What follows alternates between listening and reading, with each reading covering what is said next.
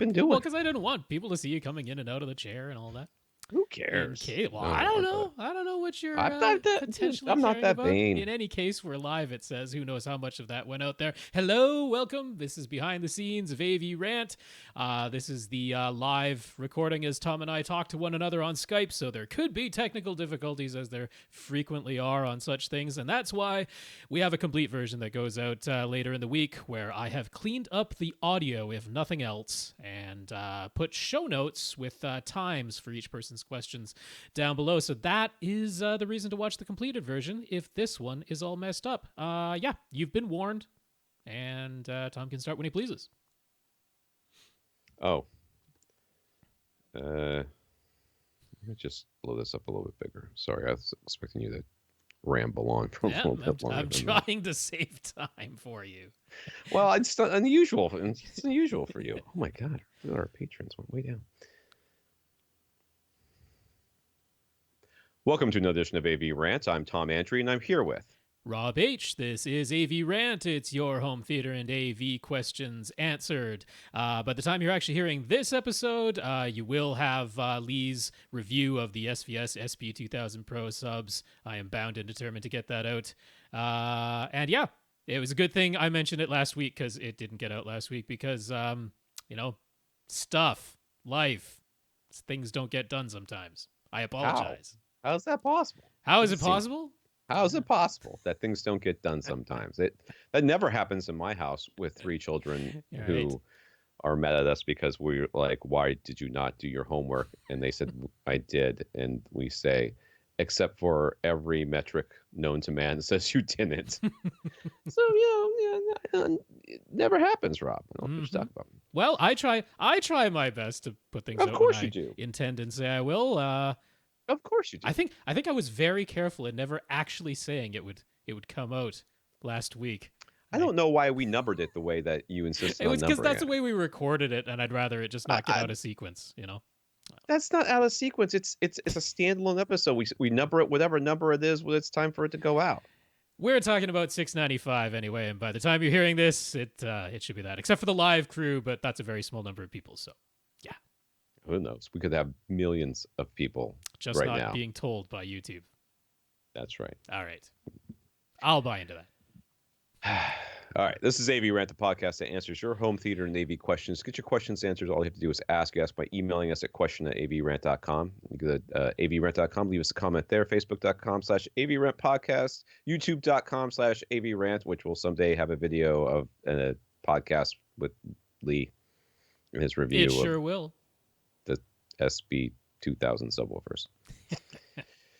It's detailed. It's long. And well, what else would you expect from AV Rant? You're gonna see something that's labeled as an episode of AV Rant that isn't over an hour long. You go, what's going on here? In ye olden times, Rob, this was a 20-minute podcast twice a week. Well, this is what happens when you don't have a female co-host anymore. That's right. That I can boss around. Damn it! It's my fault. It is your fault. It is that's entirely okay. my fault. It is 100% your fault. We've all agreed on that. Only because Rob said, Tom, don't you think we should just answer questions instead? And I'm like, it seems like so much work. Can't we just talk about news like we normally do? But wouldn't it be better? It was the podcast I wanted to hear. And what do you know? Here it still is. And Rob went from correcting my grammar to editing my books to not editing my books and then changing my podcast to suit his own evil, twisted needs. That's absolutely right. I wormed my way in, and now years later, I have reaped what I have sown. Reaping the benefits. All right. I already said that I'd get the question answered, right? Contact Rob directly. Rob at avrant.com. His Twitter is at FirstReflect. I'm Tom at avrant.com. My Twitter is at avrant_Tom. Now, let's go down to our listeners of the week. To become a listener of the week, all you have to do is support the podcast in some way. One of the ways you can do that is going to avrant.com, click on the Buy Us a Cup of Coffee link. I'm starting to speak fast tonight. And it'll take you to a PayPal donation site. We want to thank Chris, Neil, Dre, and Michael. Somebody corrected my name. I did. Well, because that's how he goes by. He even put it in his email. He's like, if you see this name, this is who I actually am. So okay. Chris, All right, Neil, Dre, and Michael. Those are 4 separate people in case we said them too quickly together. And thank you so much for the PayPal support. It's very much appreciated. We also want to thank 109 patrons on patreon.com, including Terry and Benjamin. Patreon is a service that will allow you to sign up for a subscription to our podcast, or any content creator who signs up for it. A minimum of $1 a month they will take from you and give to us. And we want to thank Terry and Benjamin, who mentioned that they had signed up. And thank you very much to our 109 patrons. I would like to cross back over into 110, though. Yep, yeah, it went down a little bit, but very understandably in the current situation. Oh, my goodness. You're not even joking. The least bit upset about that. And Nope. Yeah, very much a big thank you to everyone who continues to support us. That's still a lot of people. It's still amazing. So that's patreon.com/AVRant Podcast. If you would like to sign up or update how much you're donating or whatever you would like to do, all of that is above board there. So yeah, thank you very much to Terry and Benjamin for being 2 of our 109 patrons. So I want to thank Ash for, okay, let me back up. I'm very excited about what I just read, so I wanted to read it so I could be excited about it. But if you can't support the podcast financially, we completely understand. Just find some way to support us and either tell us about it or do it with us, in the case of Ash. We want to, and we will mention you. So Ash sent us some updated artwork for our fast approaching 700th episode. I didn't even realize 697 was very close to 700, and I didn't think I mean, dude, it's right there.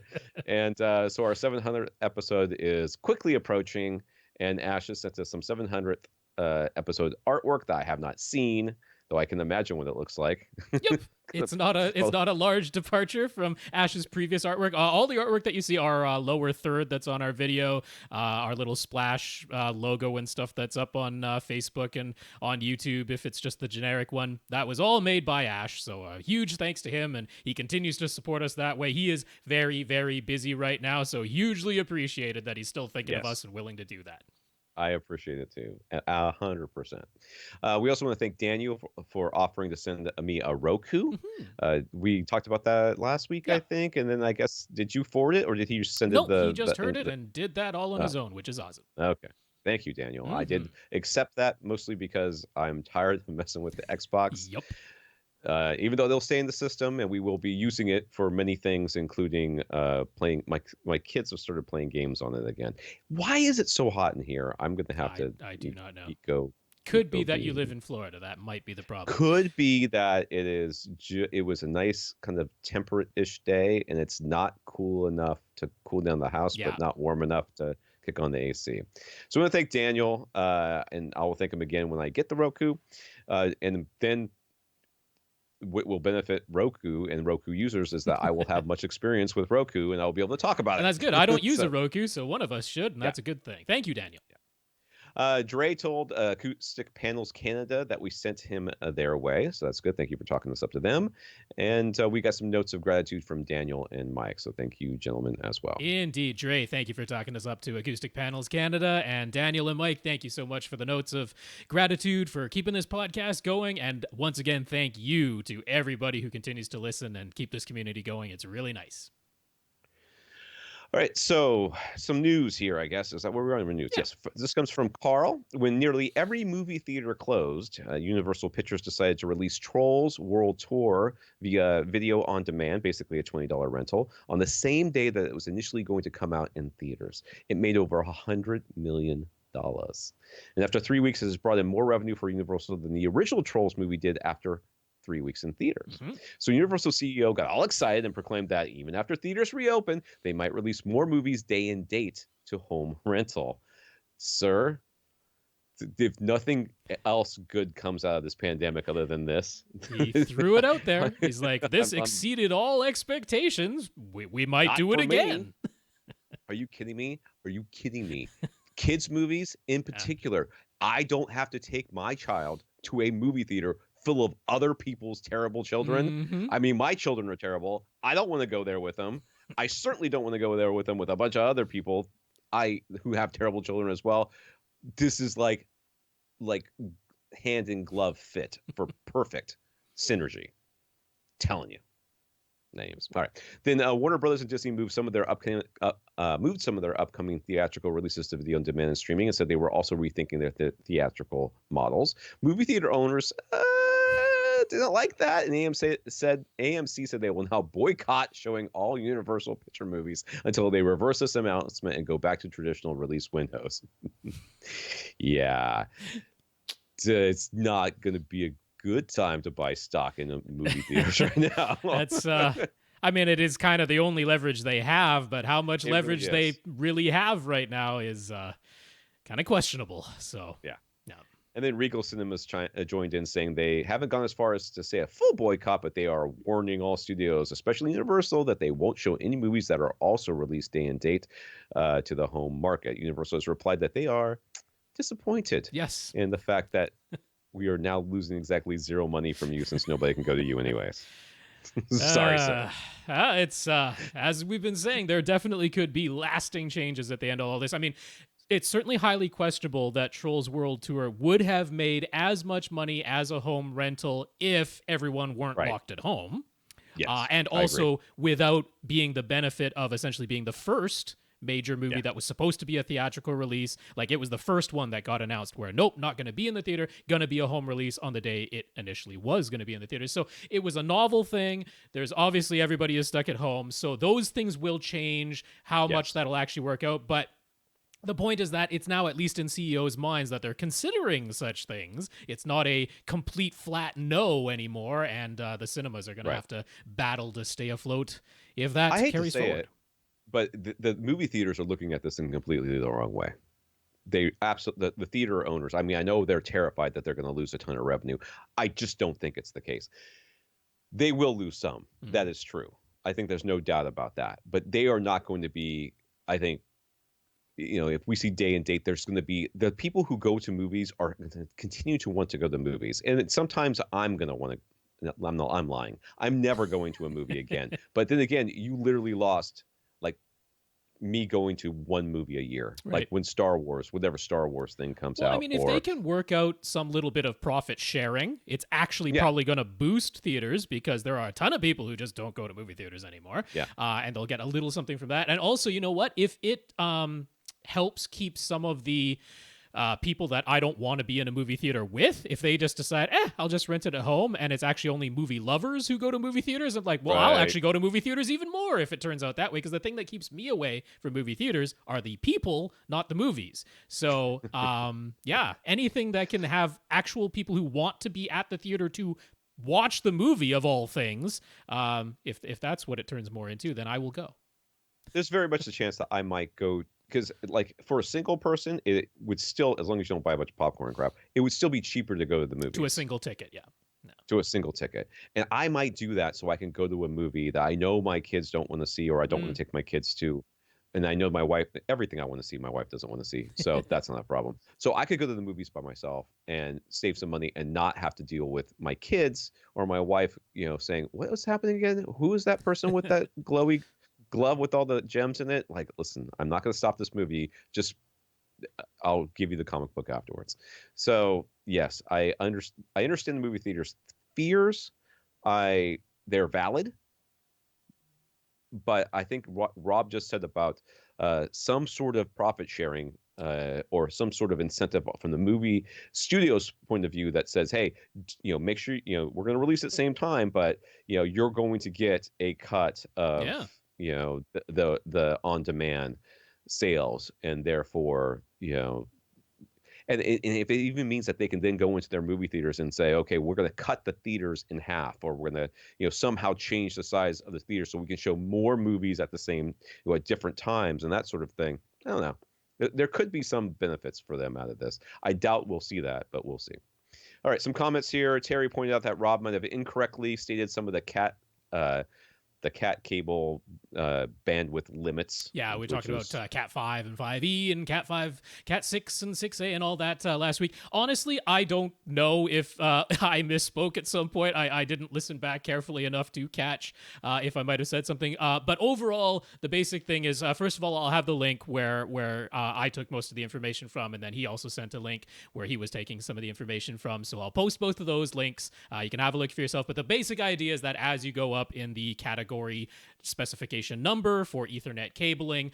It's just that you can do more bandwidth at longer lengths as you go up and up and up in category, because they are better at shielding and rejecting interference and those types of things. So I might have easily said the wrong number as far as the length pertaining to a certain bandwidth on a certain category number. No idea. This is why I let Rob say all the numbers. That's right. I get all that stuff. What I meant and what I read and what actually came out of my mouth might have been three different things. So yeah. The worst thing is whenever I try to calculate on the fly the decibel change per doubling of the meters or whatever, and I always get. It's like too hard to talk and do math at the same time. So I need my phone so I can press it in. Siri, how much is? All right. Somebody about like 75% of our audience's phones just went what? You didn't say the "hey" word before. It should be all right. Is that how you have to do it? Yeah. There you go. All right, Benjamin heard Ian describing his disappointment about the Epson 5040 UB projector's lens memory and how it isn't very precise, and he has to adjust it manually if using the lens memory every time. Benjamin found many other people complaining about this issue on the AVS forum, and Epson replied with a bit of an explanation and some suggestions. Basically, there's a sensor that helps keep track of how the lens was moved when you are setting up your lens memories, and if you adjust the lens position back and forth, going a little too far in one direction, so you move the lens back to get it just right, the sensor gets a bit confused and the lens memory won't be very precise. So they recommend that when you are setting your lens memories, you only move the lens in one direction for each of the adjustments. So, for example, only move to the right up, zoom in, and tighten focus. Do not fine-tune by also clicking back to the left, down, zoom out, and loosen focus at all. Supposedly that delivers more reliable results, but they still admit that being off by 6 millimeters in any direction is considered within spec. So it's never going to be 100% perfect. That actually makes sense, I think. I don't know. I mean, it's almost as though it's just memorizing the button presses. So that's not what they said. They said it's a sensor, but that's not. Yeah. Right. I don't know.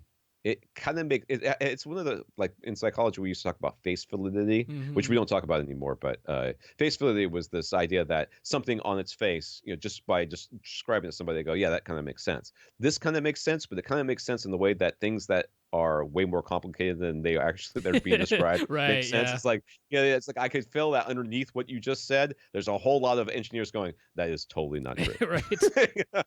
In any case, this is Epson's own advice that when you're setting up your lens memories, you have it set for, let's say it's the one that's filling your screen's entire width for a full 16:9, and then you want to, you got a 2.35 to 1 screen, so you want to zoom it in to fill that and crop off the top and bottom. Well, when you're doing that zoom in, if you also need to adjust the lens position somewhat, that you don't, go up. Oh, I went a little too far and back down, and then you press the lens memory button. It's like, nope, get it set, move it just in one direction, and then hit the lens memory to record that. So maybe it'll help a little bit, but it's never going to be perfect. And if you're off by 6 millimeters in where the lens is, then the image is off by several inches because everything is hugely magnified with a projector. Right. So Dennis just wanted to mention that he's heard us mention SVS quite often. He knows we've sent a lot of customers their way, but he actually found our podcast because he went to SVS to buy a pair of subwoofers, and their questionnaire mentioned AV Rant Podcast, which piqued his curiosity and got him to check out our show. So I guess we should thank SVS for being the listener of the week. Two-way street. I'm happy with that. I just thought that was a funny little anecdote. It's hilarious that like SVS, we send so many customers out that way that we get a line item on their survey. I think that's hilarious. Jason, am I supposed to say his last name? I'll say the whole name because he is fine with people getting in contact with him. Oh, okay. So Jason Berryhill is a longtime AV Rant fan, and he wanted to share that he has just launched his own speaker company, Ostinato? Yes. Ostinato speakers. The cabinets are handmade and the speakers are hand assembled in Denver.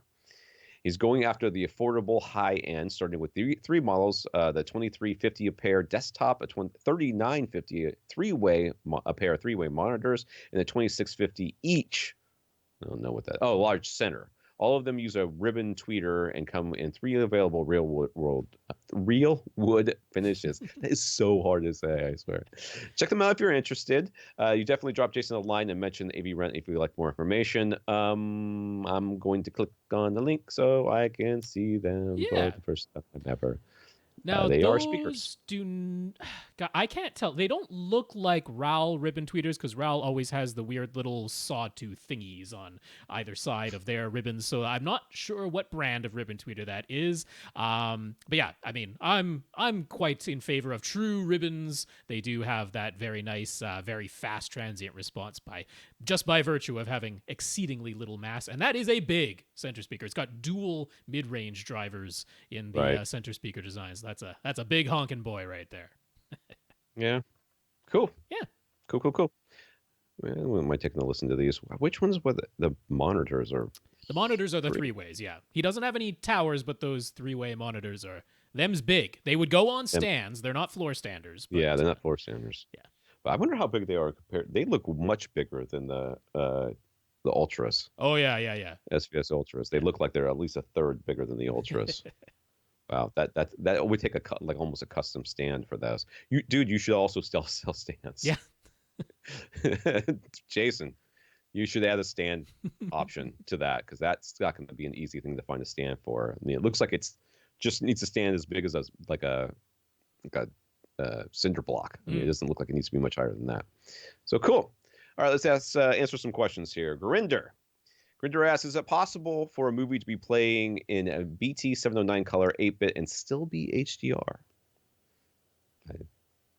I don't know. Anyway, he had his Panasonic UB420 Ultra HD Blu-ray player set to YCBCR 444 output, and when you press the info button on this JVC X790, that's what it said it was receiving as a signal. But then he tried setting this Panasonic player to YCBCR auto, and according to this JVC info button, it changed to BT 2020 422 10-bit in the advice. Yeah, so that first question the 444 is the problem? I think it seems like the 444 is the problem. It's a little bit of a thing to get into. So on that first question of could a signal be coming out that is Rec 709 color, BT 709 color, 8-bit and still be HDR? Okay, so in a really, really technical sense, it's possible, but largely the answer is no. The signals that we are getting, whether it's streaming or off of a disc, if it's HDR, it's going to be at least 10-bit. We have no HDR content that is less than 10-bit. And everything right now is using the Rec 2020 color container. So that is the signal that you're going to have if it's HDR. For example, if you're watching Netflix and you're watching something that's in Dolby Vision or in HDR, and then your bandwidth dips down to the point that they can't continue sending you HDR anymore, if you were looking at the info screen the entire time, you would see it change at that point. When it drops out of HDR, it would drop down to 8-bit. And when HDR comes back, it would pump back up to 10-bit. So in a truly technical sense, there are ways to dither 8-bit color, and you could use a lower color gamut and blah, blah, blah. But the effective answer is no. If you're seeing 709 and 8-bit, then you're not seeing HDR. So what was going on with his UB420? Well, they actually have some pretty decent notes, not in the manual, but on the screen itself when you're going through the settings of Panasonic's Ultra HD Blu-ray players. So they'll actually note that the first thing you'll see in the HDMI settings is setting your resolution, and that's where I was saying that because the Panasonic players are very good at doing their chroma upsampling, you actually do want to set the resolution to, in this case, the highest thing that's available, which is 4K at 60 frames per second in 444. And they'll actually note that if you want to get everything out of the player that you can, that's necessary, because if you set it to the other 4K option, which is 420, it will limit everything to 8-bit. It won't give you 10 or 12-bit if you set it there, and it even says that right on the screen. But it also mentions that if you set it to 4K 60 444, it will either come out as 444 8-bit or 422 10-bit or 12-bit. So there's a separate section. There's the advanced settings and the color mode within that lets you lock it to either 444 or 422 output. You can lock it to one of those. And if you lock it to 444, well, it's always an 8-bit. And that's how you ended up with this weird 8-bit signal coming out of your Panasonic player. So if you set that to auto, it'll just switch. Whatever the content is, that's what'll come out of the player. That's what we want it to do. Yeah. That's about it. So auto is the correct setting, absolutely. And where I was saying it should be 444 is in that first resolution setting. Yeah. All right.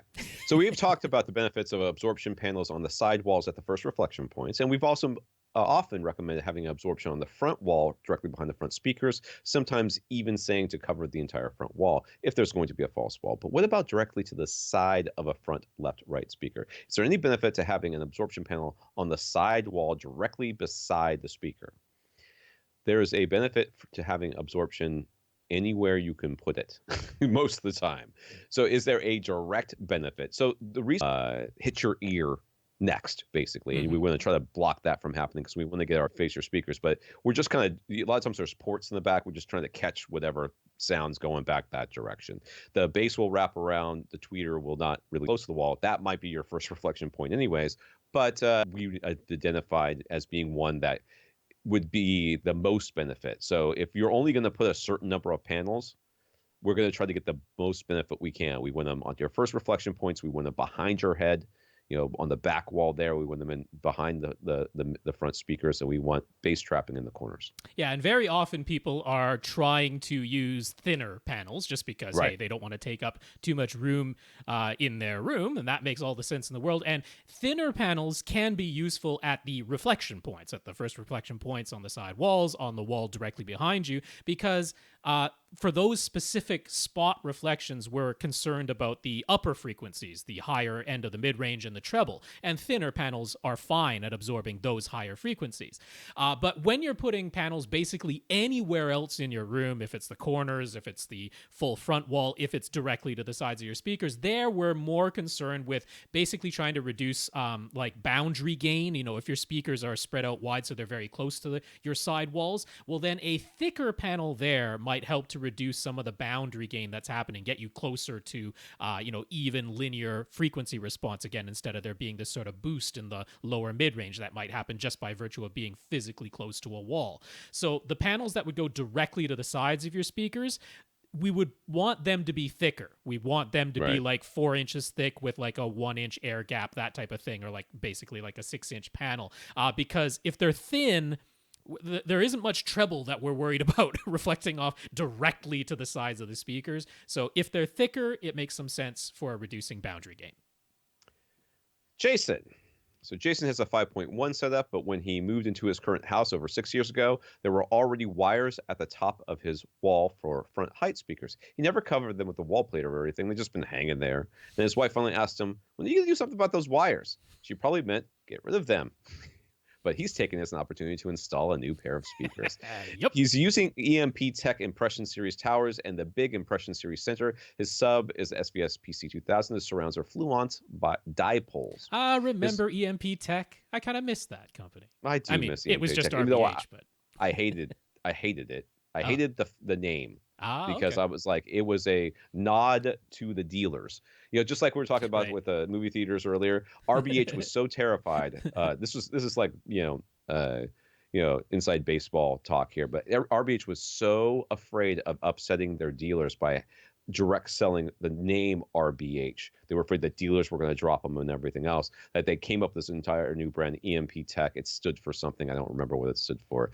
So they had a direct a direct line, which was fine, but it was just silly. It was silly to do that when, look at SVS. They sell in direct and they sell in Best Buy and everything in between. So it can be done, but they were a little afraid of that. So we'll go back to this guy. His first thought was SBS prime elevation speakers, but we often say Atmos speakers should fire straight down. So should you get prime satellites instead? If they're on your front wall, I think prime elevations is like not only when you think, that was literally the first thought that came to my mind was prime elevation speakers was the literal first thought that I thought of. So Yes, I would get prime elevation speakers. This is a little bit of a different situation. When we talk about Atmos speakers firing straight down, that's if they are in your ceiling or mounted flush on your ceiling. That could also be the case. But basically, exactly where Dolby wants you to have top fronts and top rears, which is a 45-degree elevation angle. Basically, take whatever the distance is from your ears to the ceiling, whatever that distance is, that many feet in front of you and that many feet behind you. That'll be a 45-degree elevation angle. And if that's what you have, then Dolby are the ones saying that they want wide dispersion speakers at those locations firing straight down, because a 45-degree elevation angle is in all likelihood only going to be about 4.5 feet in front of you on a typical 8-foot ceiling. So that's probably not going to be your front wall. That's going to be on your ceiling, 4.5 feet in front of you, firing straight down. But you're talking about your wires are on your front wall. They're just way up high. You definitely want the speakers up there to be firing at you. And prime elevations are like the perfect choice for that. Yeah. He's also heard us say several times that front heights all by themselves don't add much to the experience. If that's true, he'd rather keep the price down, but he does sit about 10 feet back from the front wall, and being that way up high, the distance to the front height should be more than that. So does he want to go? He doesn't want to go so cheap and small that the speakers will struggle. Do we have any suggestions? Yeah, I think if you want to go cheaper, that's fine. I got no problems. But there's not a lot of volume or frequency range that's coming out of Atmos up the up speakers. It is ambiance. It is not, you're not worried about can it hit 60 hertz at full reference volume. No, don't worry about that.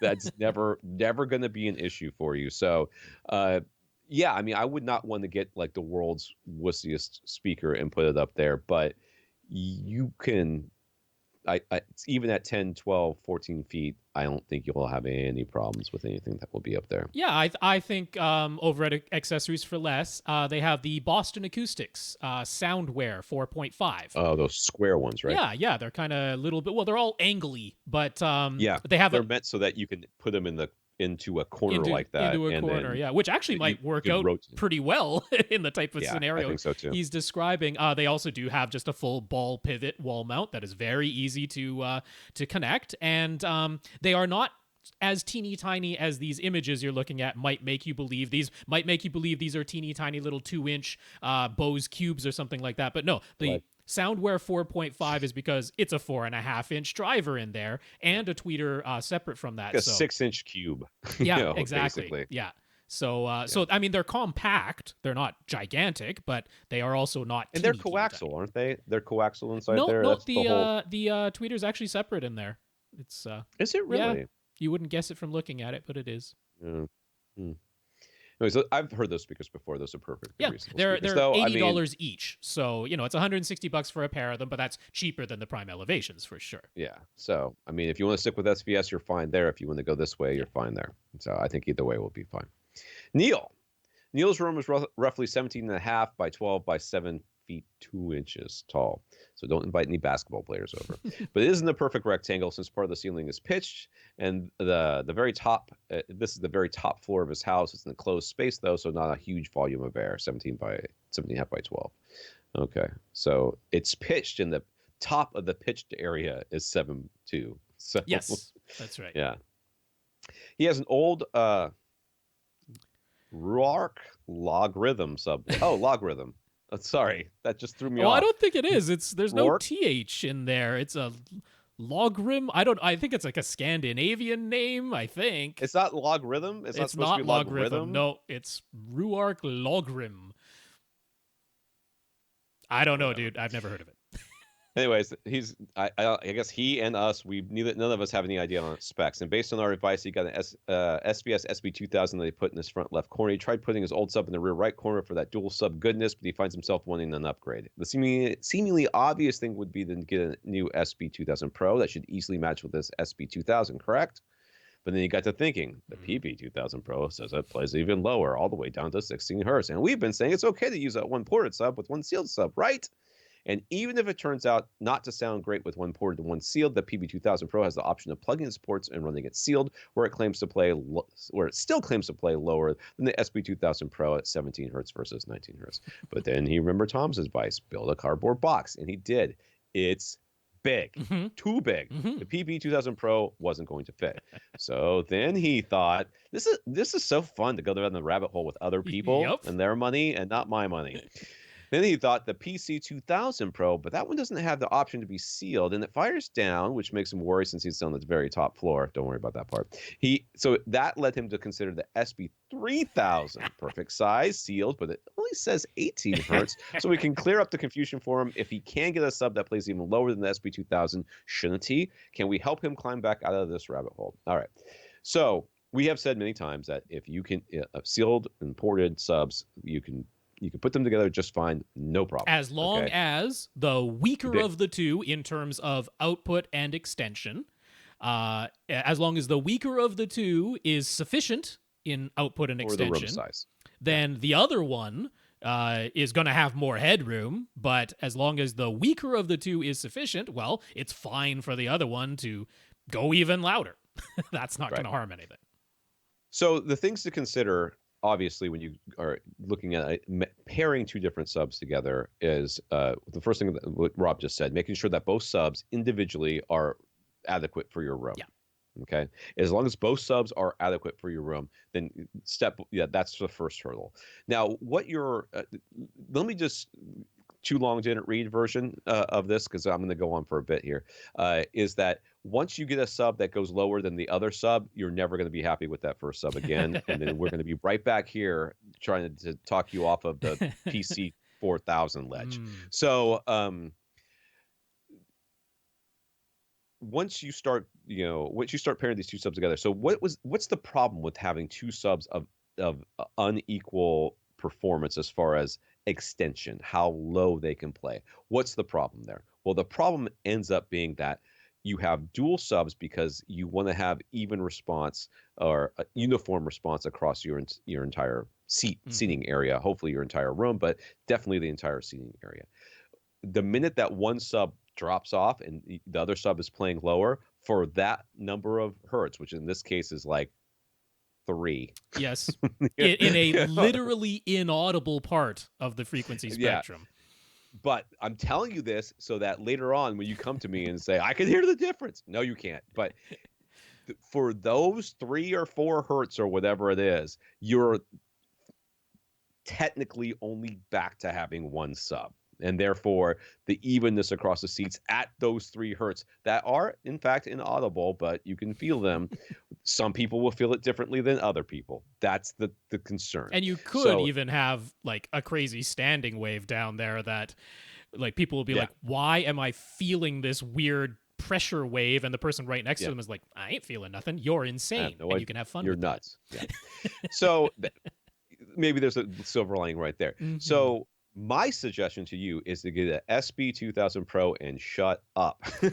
Or even if they still have an SB2000 to sell you, I'd get one of those. I mean, I can see what he's thinking, which is like, maybe he's like, you know what? Across the span of my life, I'm going to just keep going up and up and up. So every time I buy a sub, shouldn't I get one that's bigger and louder and lower than the one I already own? And that way I'll just keep moving up and up. But you know what you'll never have is 2 matched subs that way. Like truly matched. And to that point, what you'll never have is peace of mind to sit down and be able to enjoy something without thinking, I wonder if that would have been better if both these subs were playing at 16 hertz. We already know he's prone to falling down a rabbit hole potentially. Are you kidding me? He hit every rabbit on the way down. But the boy was bouncing off of rabbits.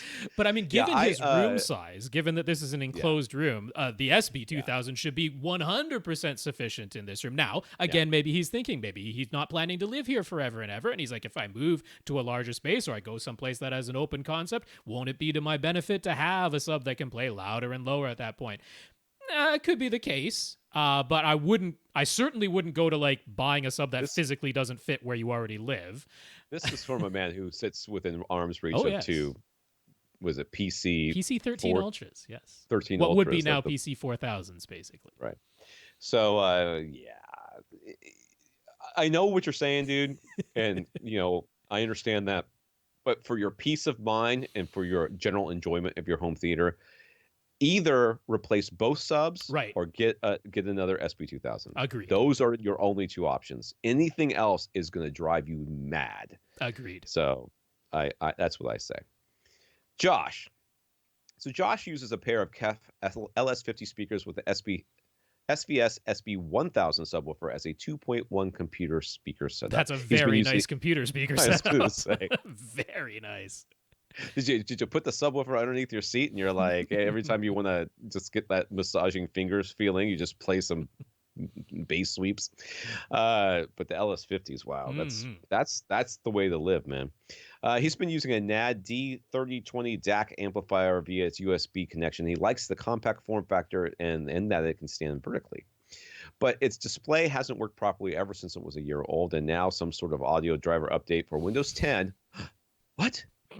A Windows update has broken something? It's made it almost useless. Well, I mean, at least that's a little bit useful. He's like, if I keep resetting everything every time I open a new program, it technically still works. He did a quick Google search, and many other D3020 owners are reporting the same conflicts with Windows 10. So is there something we would recommend? He needs USB input that will work properly with Windows 10. Now, there's no guarantee that this will work for the future. There's no guarantee.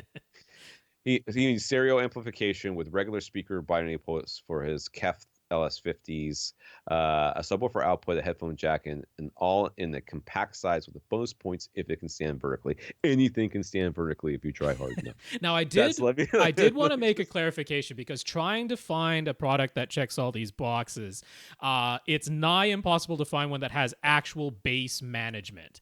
And I wanted to point out that what he's already been using, NAD's D3020, it does not have bass management. It has a subwoofer output, but it's still sending a full range signal, not a high-passed signal to his speakers. And then it's relying on you using the low-pass filter knob on your subwoofer itself to set, where the subwoofer rolls off at the top. That doesn't stop your main speakers from trying to play all the way down the 20 That's hertz. right. Yeah, so. your LS50s are still trying to play full range. But I wanted to mention that just because basically everything I'm going to recommend coming up is the same as what you're already using with your NAD. None of these have actual bass management. And I'm going to tell you right now, I'm just scanning over this. Some of these options he's giving you, and he's got a literal ton. I ended up doing way more research on this than I expected to, because I couldn't find one that would check every box perfectly. There's going to be options in here that it would be cheaper to go to accessories for less and buy a receiver. Just put it on the floor. But that doesn't have the compact form factor that stands vertically. That's so. I mean, I'm just going to throw it out there as look around your room and remember the speaker wire is cheap, and USB cables are not that expensive either. Yeah. And sending a USB cable over to a whatever, you could use an optical. Or HDMI. Right. If you have an actual AV receiver, you could put HDMI out of your computer into your AV receiver and send your audio that way. Put it all the way across the room or on some stand off to the side, or whatever. Could it live on top of your subwoofer? Maybe your receiver lives on top of your sub. Yeah, could be. So I'm going to throw that out there as the option I like best, but let's hear what Rob's got here. Yeah, so first place I thought of was Audio Engine, and that actually is what I'm going to recommend to you, but they don't have an all-in-one unit that has everything you want to do all in one little unit. So what I'll point you to is their N22 Desktop Amplifier. Now, this is just an amplifier. Now, it's got a headphone jack on the front. It's got a very nice control knob on the front. It does stand vertically. It's got, your regular speaker binding posts on the back, but you'll notice it does have a USB port, but that is just for power and updates. It is not, so this does not have a DAC in it. It does not take a digital signal. It only takes analog line inputs. Now, you'll notice on the back, it has line outputs. Those are full range line outputs. That's what you would use to feed your subwoofer. So again, what's coming out of this thing as far as your speakers is a full range signal. What's being fed to your subwoofer is a full range signal. You would rely on your sub's built-in low pass frequency filter knob to take out the high frequencies from your sub. Now, and which one was this? This is the Audio Engine, the N22. So it goes for $200. Now, you'll need a USB DAC. And here you can go insane. You can get Audio Engine's own DAC, because of course they sell one. But what I don't like about it, aside from it costing $170, and now you're up to $370 total, is that their DAC also has a volume knob and also has a headphone jack, and like that starts being too many volume knobs, in my opinion. So I'm going to point you to Dayton, because Dayton has a great little USB DAC that only costs $40. And all it is a USB input that needs no audio drivers. It's plug and play, and all that comes out of it is left-right RCA plugs that plug into your Audio Engine N22. And it is teeny tiny and can sit on top of the N22, and you'll never even notice that it's there.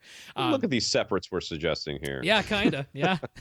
That really is a DAC. It's not a preamp, it's not an amp, it's just a DAC, that little Dayton. I think just last week we said that there's no such thing as just a DAC. Well, just that it's very rare. Most things we call an external DAC are also more than just a DAC. But that little Dayton is just a $40 DAC.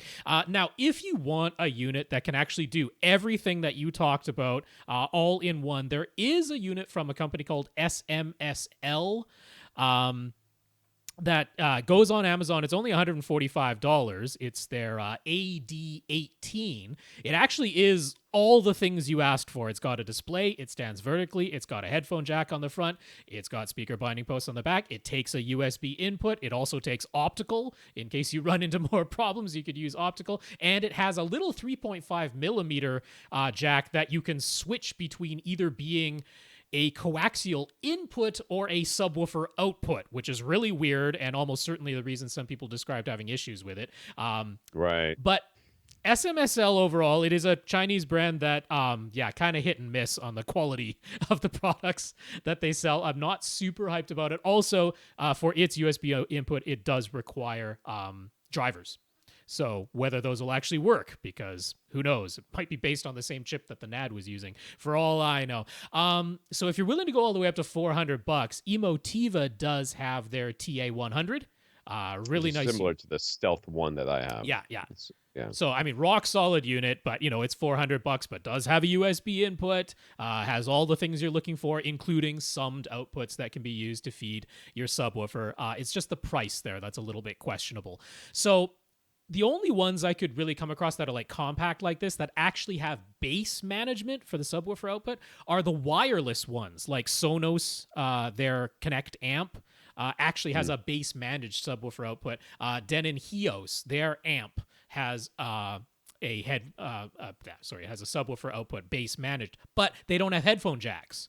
So, and the USB inputs on those I don't think actually are meant for connecting to a computer. So, personally, I like the Audio Engine plus the little Dayton DAC. It's affordable, will sound great, does everything you want it to do.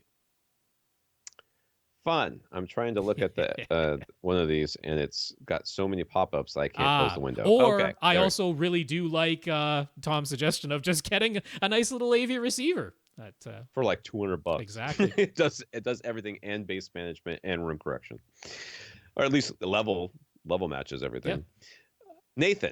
Nathan's friend has a Samsung NU800 QLED. He's got it connected via HDMI to a Yamaha RX A3080 receiver, and he's trying to get ARC working. Mm-hmm. I'm sorry for your loss. that your friend will never speak to you again after you go down this rabbit hole of pain and suffering. Nathan's friend wants to use the Samsung's built-in apps, but the receiver only ever seems to play the audio in 2.0 PCM, never in 5.1 Dolby Digital or Dolby Digital Plus. He tried using the optical audio output instead, and that seemed to work for 5.1 Dolby Digital at least, but Nathan's friend would prefer if he didn't need two cables. ARC should work, right? Is there a setting that needs to be changed? What receiver is this? Yamaha 3080. The 3080, that's the flagship. That should work. Somewhere something is not turned on correctly. It's gotta be. First things first, HDMI CEC does need to be turned on. In order for the audio return channel to work, HDMI CEC does need to be active. So if you took our common advice of turning HDMI CEC off, that could be the reason why audio return channel is not working. That does need to be on. That's step number one. Now, the other thing that he described, because he described that ARC was actually functioning, just that it was only ever sending 2-channel PCM. Right. And for that reason, I think it might just be a setting in your Samsung. Now, you have to dig down a little bit, which is maybe why it wasn't immediately obvious. If you go into its settings, they have a sound section. And within the sound section, this is on the Samsung television, there are expert settings. And within the expert settings for the sound section, there is a tab called the Digital Output Audio Format. And there is where you can choose if it always outputs 2-channel PCM or 5.1 Dolby Digital, or I think those are your only options, to be honest. Is there auto? I'm not sure. I haven't looked at it in person, but that is the place where you can choose to just have it always send out 2-channel PCM or always send out Dolby Digital. For some reason, Samsung doesn't support DTS output on its optical port or on its audio return channel. They just don't support it. So that's basically it. But I think that is your most likely culprit, because if audio return channel was working at all, and it sounds like it was, but it's just that the format wasn't working, then this expert setting part of it, the digital output audio format, should be what you need to change. Max says he's a new AV Rant listener and fairly new to home theater in general. He has his theater in a finished attic space. It's roughly 23 by 15.5 feet front to back. But being the attic, the ceiling has a steep slope. The back wall is only 4 feet high, and while the front wall is 10 feet high. That front left corner is the entrance. Man, it sounds exactly like my parents' bonus room in North Carolina. It sounds, I mean, it's bigger, but it sounds exactly like that. And it's open to the rest of the house right now. That part is not the way that it sounds. But anyways, I think a door is a possibility. The front right corner has a door leading to another room, and there are 2 windows, one in the middle of the back wall and one towards the front of the right wall. So let's take a look at this. That's the right wall, and there's the thing. We can see the very steep slope on the back wall behind his head there. Which it very much is exactly the way my parents' bonus room was. And my parents wanted to put like speakers on that back wall. I'm like, for the surround backs or whatever. I'm like, that's not gonna work. But okay, here, let's see. Yeah, I mean, it's a nice little space. I don't understand how it's open to the rest of the house. Well, if you can see the image where we're seeing the screen like sort of face on, there's a lamp on the left, and you can just see the beginnings of the opening there on the left-hand side. That goes all the way to the rest of the house? That goes all the way to the rest of the house. That's what goes into the stairwell and all the rest of it. So that opening is there, but he is not completely opposed to putting a door there at some point. Step 1, put a door. Step 1, put a door. His equipment list is basically all from the wire cutter. It's a BenQ HT2050 projector, 120-inch silver ticket screen, Denon S730H receiver, Polk LSIM or LS whatever. Yep, LSIM. I don't know how you are supposed to pronounce when it's LS and M are all capital and the I is lowercase. I don't know, man. It's the LSIM series, yeah. LSIM. I am. I can't do it. Anyways, series speakers and one SVS PB12 NSD that he grabbed up during 2017's Black Friday sale. He has a list of potential upgrades in mind. Denon X3600H Atmos speakers, got a pair of upward firing modules for now, 4K projector, and dual SVS PB2000 Pro subs. I want to know if you feel like your modules actually work as making sound come from overhead, because if it does, proof positive that it's not bouncing crap off the ceiling. Yeah, with that highly angled ceiling, indeed. Yeah. So all of these are fairly expensive. So after listening to us for a while, is he correct in thinking that some DIY acoustic panels will be his biggest bang for the buck upgrade? Door. Your door would be the biggest bang for the buck upgrade in the history of bang for buck upgrades. Yeah. You literally could not make more difference for the bass in your room than adding a door. Yep. I know that sounds ridiculous, but what it does is allows your, well, I mean, from his perspective, he's looking at like, well, how could it possibly be that adding some, you are making it so that your bass producing thing is not one subwoofer and all the rest of your house. It's one subwoofer and one fairly small room, and that together would make it so that now you're suddenly going to have an experience of bass unlike anything you've had previous. And then yes, acoustic panels, and then another sub. Yeah, maybe the other sub first. Yeah, maybe. I don't know. I could use acoustic panels in here. Yeah. Yes, but sure. Yeah, no. Biggest bang for your buck, installing that door. Yeah, the door by far. It's so funny. I mean, I like that lamp. That's an interesting, weird lamp. And it also looks like there's a big patch of lettuce on a pillow, but I think that's a blanket. All right. He intends to make acoustic panels at some point, regardless. So, what do we think of the following plan? Super chunk triangles in his 2 rear corners, even though they're very short. 2 or 3 panels on each side wall. He's willing to remove the pictures and whatnot that are currently mounted on the side walls, and he's willing to put a panel in front of his windows. Should they be 2 or 4 inches thick? Is a 1-inch air gap good? Should we do these individual, or are we just all? No, I mean, this is all part of the plan, so yeah. So should he make a freestanding panel to go behind his couch in front of the window on the back wall? Where else should he put panels? All right, let's look back at this room here. Well, your ceiling. Your ceiling is where you should put panels. That's the first place I would put them. I would hang them like. Well, actually, it's not true. Necessarily true. He looks like he's already got a panel maybe on right behind that lamp. There's something there. I'm not sure exactly. Yeah, over on the window side, there's something there with kind of a fabric pattern, but I don't know what that is. And on the other side, there's sort of looks like maybe it's covered in suede, but I'm not totally sure what that is either. So I'm looking at that. He's like a super chunks in the corners. I'm like, that's great. I like super chunks in the corners, even though they're short corners. That's fine. But what's really going on behind your couch right now? Like, let's be honest. Mm-hmm. Is anything happening back there? Do you ever go back there and say to yourself, boy, I'm so glad I'm behind my couch right now? Because I think the answer to that question is nothing ever goes back there, but occasionally the vacuum cleaner. In which case, a corner on its side is that back, right along that back wall on the floor.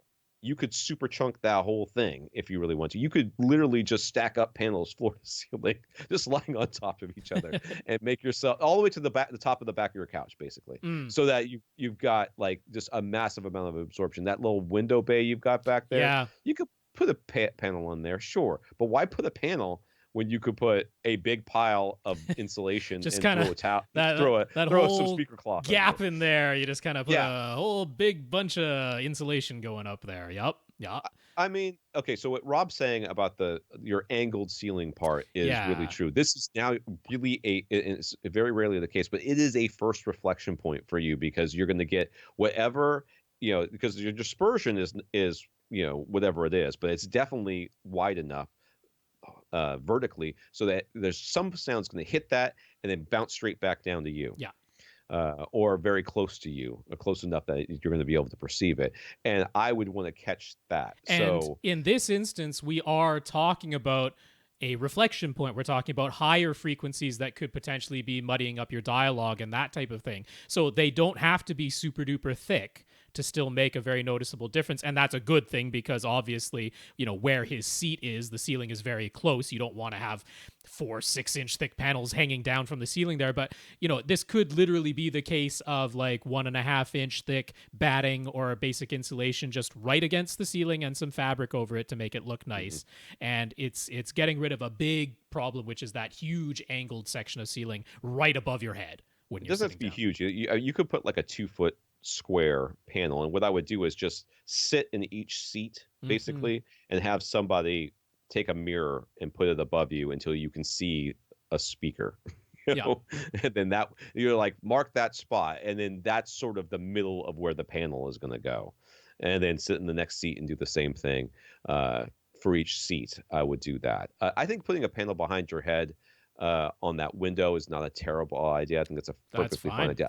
I don't really see a lot of sound reflecting off of it, but yeah. I would say in this particular room and with these particular speakers, because these are Polk's LSIs, which use that ring radiator tweeter, which is very beamy. It's a very beamy tweeter. And you've got a wider than long setup. So in this instance, I'm actually a little bit less concerned about your sidewall reflections than a lot of other rooms with a lot of other speakers. You've got a scenario where I think the majority of your issues are the angled part of the ceiling directly over your head and that space directly behind your seat. I would focus mostly on having your treatment in this room there. Now, if you want to put a panel or two on your side walls, one that's standing up in front of the window on the right and then matching that on the left, heck yeah, absolutely. That's still going to be great, but I wouldn't anticipate you hearing a big difference because of the orientation of your room and because of these particular speakers that you're using. Yeah. Once you put that door in, the first thing you're going to notice is that you're going to have bass problems. Yeah. You're going to be like, oh, wow, it got a lot louder in here, and it's also totally not as even as it was, or maybe it's more even. It could be, but chances are it's going to be like, wow, this is really loud. Some things are really loud in this seat that aren't in this other. Getting some treatments in here, some bass trapping behind your couch, like we were talking about, just as much insulation as you can, and then we'll start talking about a second subwoofer at that point. The rest of your upgrades, what is he? The Denon, what receiver does he have? He's got a S730 or 740, I think he said. One of those two. Okay, I don't. Yeah. So, the Atmos speakers would be last on my list of all of these things. I mean, I really don't see a whole lot of benefit here for that. A 4K projector would be great. Sure. I think I would go door, room treatments, and probably room treatments and second subwoofer at the same time, and then I would go for the projector. I'd go for maybe the receiver projector. I could go either way. You did a lot of sound upgrades, so you probably treat yourself with a video upgrade and all that. Okay, Brian. This comes from Twitter. Brian bought a Harmony Elite, and it's been awesome. His wife even got a movie playing for the kids without any help from him, so that's gone over very well. One small gripe is that pressing the off button works for everything except his JVC NX7 projector. He figures it's because the JVC actually requires you to hit the standby button twice to turn it off. It asks you to confirm that you really want to power off, so is there any way to fix that? That certainly should not be the case. I mean, I know that it asked you that, but the Harmony should have that functionality, because I've never met a projector that didn't require you to press the off button twice. They always do, and that I as I sit here and listen to this question and read this question, Brian, I'm looking at my receiver. I noticed at the very beginning of this podcast, when I hit the off button, it turned off everything but the receiver, and it very rarely does that, but it does that occasionally. On occasion. Yeah. This could be an instance, though, where just the basic programming didn't put a long enough delay between the first press of the standby and the second press of the standby. And since it is unique commands for on and standby on the JVC, what you can do, so this being a Harmony Elite, I mean, one of the tips with the Harmony Elite is there are 3 ways to make programming changes, because you can use the desktop software, you can use the app on your phone, and you can use, just on the remote itself, you can make changes. And not every setting is available in every method, which is annoying, but it's one of the things where you're like, I can't figure out how to do this, say, using the app. It's like, well, maybe it's in the desktop software. So one tip is to just be willing to look through all the various ways of controlling this. But for any of these in the activities, there'll be a off sequence. It'll actually say, here's what commands are going to be sent when you press off, and you can add to that sequence. So what you can just do is add in a given delay. It'll be a little bit of trial and error to figure out what's the least amount of delay you need to add in there, but you can add a little bit of delay and another press of the standby button, and that'll be a little bit of extra manual programming, but they should definitely be able to get that to work. All right. He says the AVXL podcast, didn't know that existed, but okay, it's a thing. Briefly arose from hiatus. Didn't know you could go on hiatus. This is a thing I should explore. I know it sounds like I don't ever want to do this podcast. If that were true, I would not have done this podcast for. No credit, Tom. You get no credit for having been here all these years. How many? When we started in 2009, right? Is that right? I don't know.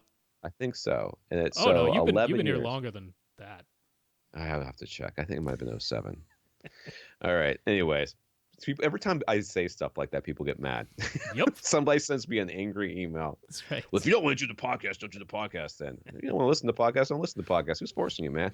It's certainly not me. Anyways, they mentioned how it's possible to use the HD Fury Vertex 2 to take Dolby Vision signals and turn them into HDR10 signals that projectors can use. Is that true? And if so, would it be of any benefit on his JVC NX7, which already analyzes HDR10 signals frame by frame and adjusts automatically? I thought that Dolby Vision was metadata on top of HDR10. So how does this HD Fury Vertex do anything? Yeah, it's an interesting thing. So, I mean, okay, so on discs, Dolby Vision is a superset of HDR10. There's an HDR10 on all Ultra HD Blu-ray discs to begin with.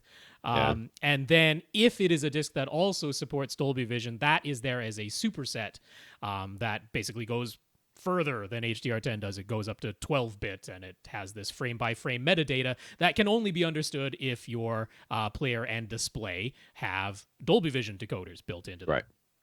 So basically the Vertex 2, so you've connected it to a projector, and other than that one projector that Vincent Tio reviewed last week, that none of them have Dolby Vision decoders built into them. So the HD Fury Vertex spoofs it. It reports to the source that you do have a Dolby Vision display, because the Vertex is, the little HDMI EDID editor that sits in between and can do all kinds of fun, fancy things. So it reports to the source that it is a Dolby Vision display. It takes that Dolby Vision info and so is it possible? Yes, it is possible. Is it easy? No, it's not easy, because it definitely depends on exactly what display you have. It has to be a source that can output the low latency version of Dolby Vision, which came about because of Sony and how they implemented Dolby Vision, but that's actually working to tinkerer's benefit now. It has to be the low latency version. And so what you do is you program into the HD Fury Vertex 2. You have to create a custom EDID that basically understands the capabilities of the display to which you're connecting it, and it will take the Dolby Vision information and it will convert it into a new HDR10 signal that is closer to the capabilities of your particular display. And the whole idea is that everything is supposed to look a little bit better than if you just fed the static metadata HDR10 directly to your display. The dynamic tone mapping do that anyways. I mean, isn't that the whole? Well, yes. The second part of his question is, does he need it for his JVC NX7? The answer is absolutely not. Your NX7 does a fantastic job of just ignoring all the metadata, like I kind of want every display to do, and just analyzing the signal frame by frame and going, well, here's how I'm going to display it. And it does a fantastic job. You do not need this. But there are some other projectors where it's possible to make it look even a little bit better, as in all details are retained. Nothing is clipped off at the top. And in order to retain all that detail, it doesn't drop the overall light level of everything else to the point that all your shadow detail is crushed, right? It can work better, but it's quite a bit of tinkering. I've actually got a link that, describes the various methods for various displays. So I'll put that link there for people who want to play around with it. Please don't ask me for specifics. I am not willing to dig into this. I'm not going to walk anybody through a step-by-step thing. You can follow the instructions in the link, because I don't really think this is super worthwhile, but for tinkerers, it's something that can be done. It's kind of cool. It is cool. So, but there's people right now who own that projector and have the Vertex, whatever it's called, 2, and are throwing their phones or whatever device it is on the ground and cursing the name of Rob, because they have tried it and it absolutely made a huge difference. Sure. Everything is, and with their JVC NX7 projector, and to them I say, I doubt that. Well, I mean, how much does that Vertex thing cost? $400. Yeah. You spend $400 on something, there's a part of you that's got to believe that you didn't just throw your money down the tube. It usually takes you a while to get to the point where you'll admit that to yourself. That far. There's a technical reason why this could retain more detail, that's what I'm saying. Both in shadows and highlights. Absolutely. There's so many ways in AV to just spend a lot of money to get just the most minute of performance increase. And that's one of the things that I personally rail against, or I'm more worried. I am much more worried about the guy putting a door on his home theater and getting a massive difference than somebody saying, "Hey, could I possibly get a 0.001% No, I mean increase?" This is a tinkerer thing. This. I have no problem with it. Technically, it absolutely does make a real difference. But in the case of something like an NX7 that has, that's not entirely unique. LG actually does have a projector that does dynamic tone mapping as well now. Right. They sort of borrowed that processing from their OLEDs, and that's great. The more projectors that can do that, the less we'll have to worry about a tinkerer's solution like this. Jack, Jack is trying to decide how to finish his ceiling in his basement. Roughly half of his basement will be used as an open concept bar, exercise room, and theater area. It's a regular shape, roughly 55 cubic feet of air, and the stairs will have a solid core door at the top. I remember this room, I think. I don't think so, because as far as I recall, this is new. This is new? This is new to so us. many rooms sound like this. All right. Yeah, but as a basic sort of description, it's almost like a U shape is the total open area that's going on here. There's a washroom that sort of makes the the dip in the U, but that has a door on it, so that can be closed. And then the rest of the basement over to the left of the diagram, that can be closed off. But he's got this theater area that's like one side of the U that opens towards like the back of that. Yeah, that opens to the back of that to like a bar area, and then over to the left is the exercise room, and then the hallway that leads to the stairs and the washroom and that. Okay. So the ceiling height is limited, so a drop tile ceiling is not an option. The joists are also definitely unlevel. So since whatever the drywall is attached to will need to be leveled anyway, he figures it's an opportunity to use resilient channels or sound clips plus hat channels. Mm-hmm. He's in northeastern Ohio, so winters get cold and summers get hot and humid. He's putting a lot of budget and effort into HVAC as a result. But for a space this large, and just the way the basement is constructed in general, a dead vent won't work. Yeah, you'd have to close something off. So the plans call for 2 forced air supply vents plus an air return. And on top of that, he will have a mini split system for further heating and cooling. With the ceiling already being a bit low, he wants to use recessed can lighting. The full open concept space will have 20 can lights, and also wants 4 Atmos speakers in the theater area. So this is a rendering, or this is the actual thing? This is a rendering. It's a rendering. To give a rough idea, this is sort of standing in the bar area and seeing into the exercise room and the theater area. Yeah, I mean, it looks nice on the rendering. In the rendering, it looks nice. First up, we found a product called the Quiet Box from IsoStore. It's just an outer wood box with a 5/8-inch drywall inside an acoustic sealant, but it comes with isolation clips to attach it to joists, and they're only $60 each, which seems reasonable compared to a lot of the dedicated speaker back boxes or the Dyna box options. Do we think the Quiet Box will work for his Atmos speakers and also for his can lights? Quiet Box from the IsoStore. Let me look at this. I'm actually quite pleased that you found this thing. I didn't know about it. Now, this is the sort of thing where you could probably build your own for even less. So that is something to potentially keep in mind. But of course, that means some amount of labor, or if you're paying someone else to do it, it'll probably end up costing just as much or more. It is a much more reasonable price. Like the Dyna boxes are over $100 each. Those are the vinyl ones that you can roll up and retrofit. You know, obviously. So is that MDF? It looks like MDF. Yeah, I'm not sure if it's MDF or OSB exactly. I mean, that's just sort of a picture of it that is being shown. But I mean, it's just that plus drywall, some acoustic sealant, and then, you know, isolation clips to attach it to the joist. But I mean, absolutely, that is fine. That is the perfect thing to use as a backer box or as a back box for your can lights. So I think that's a good solution. The only question to me is could you make them yourself for even cheaper? Because they're not super complicated. Just be some time and effort. All right. Since he has to have the two forced air supply ducts and the air return, is there even any point to worrying about soundproofing? I mean, how much do you love the rest of your family, I guess? The other people who are not going to be down here? I mean, you can reduce...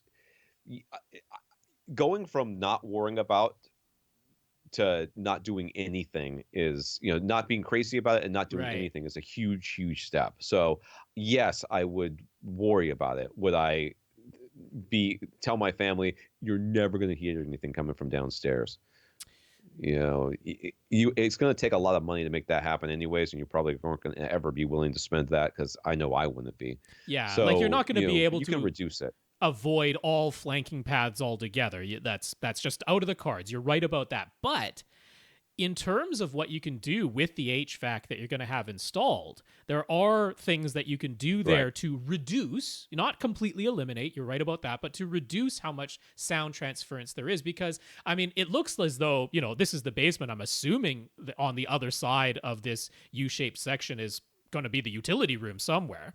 And I'm assuming that that's where the air return is going to go. Now, if you decouple the air return vent, right? So instead of that vent being attached to a solid piece of metal that goes through a solid metal duct back to your furnace or the rest of your HVAC system, the main trunk, if you have that vent where the air return is connected decoupled with a usually what they have is like it's two pieces of metal and with some like canvas in between, so it's almost like a little spring in between, so that if there is vibration, it doesn't mechanically transfer through that whole big metal duct.